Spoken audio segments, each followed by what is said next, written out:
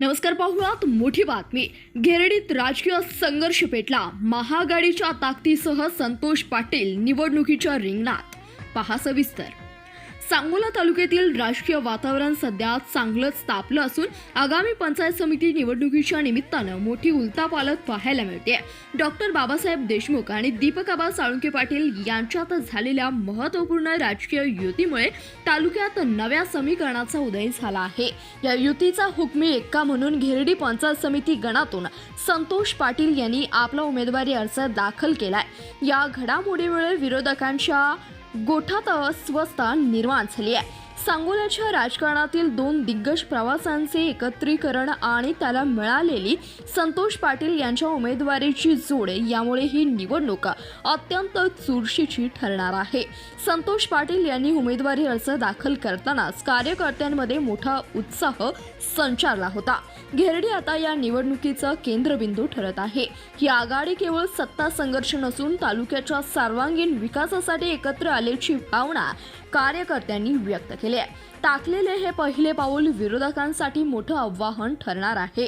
येणाऱ्या काळात प्रचाराचा धुरळा जसा उडेल तशी ही लढत अधिक रंगतदार होणार आहे। या संदर्भात आमचे प्रतिनिधी चांदभैया शेख यांनी आढावा घेतलाय, तो आपल्या समोर।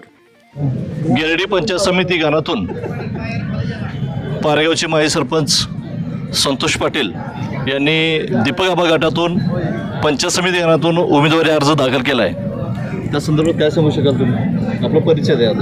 मी संतोष आनंदराव पाटील, माजी सरपंच ग्रामपंचायत पारे। मी आता घेरडी पंचायत समिती गणातून पंचायत समितीच्या सदस्यपदी या ठिकाणी अर्ज दाखल केलेला आहे। आदरणीय दीपक आबा साळुंखे पाटील व आदरणीय बाबासाहेब देशमुख यांच्या सांगोला महाविकास आघाडीतून मी अर्ज दाखल केलेला आहे। तुमचं विजन काय असणार? सांगोला तालुक्याच्या सर्वांगीण विकासासाठी दोन नेते एकत्र येऊन या तालुक्याच्या सर्वांगीण विकासामध्ये आजपर्यंत आदरणीय आमदार भाई गणपतरावजी देशमुख यांच्या मार्गदर्शनाखाली सांगोला तालुका अतिशय सुजलाम व सुफलाम झालेला आहे। आणि त्यांचाच एक आदर्श घेऊन आदरणीय दीपक आबा साळुंखे पाटील हे आमचे मार्गदर्शक म्हणून गेले सातत्यानं सांगोला तालुक्यामध्ये अतिशय चांगल्या पद्धतीनं काम करत आहेत। तर त्यांच्या मार्गदर्शनाखाली सांगोला तालुक्याचा विकास होत आहे असं दिसत आहे। त्यामुळं सर्वांगीण विकासामध्ये सर्वसामान्य गोरगरीब मजूर त्याचबरोबर कष्टकरी या लोकांना न्याय देण्यासाठी, त्याचबरोबर आपल्या भागाचा घेरडी भाग असू द्या, त्याचबरोबर जिल्हा परिषद गण असू द्या, या सर्व भागाचा विकास करण्यासाठी आम्ही या ठिकाणी उमेदवारी अर्ज यांची मागणी केली। त्याप्रमाणे आम्ही आज अर्ज भरला। नाही, आता पंचायत समितीच्या ह्या जागा फायनल झाल्यात का? जागा फायनल अजून जागा झालेली नाही। उमेदवारी अर्ज दाखल केला? हा, दाखल केला। काय सांगू शकाल? परिचय द्या आपला। मी जवळजवळ 90पासून ग्रामपंचायत हांगिरकेची बी लढवली आहे। सरपंच झालो, गोदाबाई नामदेव चौरमले 5 वर्ष सरपंच आहे। सध्या मी बी माजी सरपंचच आहे। आणि अशी लढवली आबाने भर अर्ज पंचायत समितीनं म्हणून आबाच्या सांगण्यावरून अर्ज भरलेला आहे। आणि जरा कामाचे न दुरुस्तीकडे करत दुर्लक्ष जरा केलं आहे आमच्या गटावर। कुणी केलं दुर्लक्ष? दुर्लक्ष आता वरनं झालंय। मग आम्ही जरा आता ह्या वेळेला स्वतः उतरून काहीतरी उद्देश करावा असं उतरले। जरा खेड्यापाड्याचा उद्देश। काय करणार आहे? आता कामं काय, जे जे अडचण आहे, कुठल्या गावाला कुणाचा रस्ता, कुणाचं काय असलंच घे, दुसरं काय करणार आहे? जे आलेलं आपलं आहे ते पंचायतीमध्ये काय असेल ते आपल्या निवडून देणाऱ्या गटापर्यंत पोच करणं काम करणार। आज या ठिकाणी संतोष पाटील आणि चुरमोले काका यांनी जे उमेदवारी अर्ज दाखल केलेले आहेत त्या संदर्भात काय सांगू शकाल?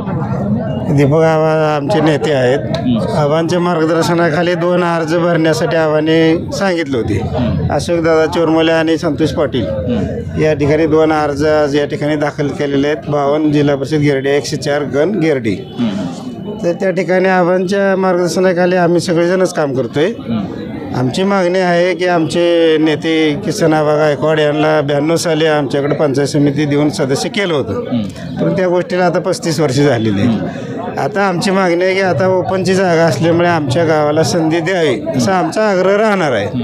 त्याच्यानंतर शेवटच्या क्षणी जे नेते जे निर्णय देतील ते आम्ही सर्वजण मान्य करणार आहे।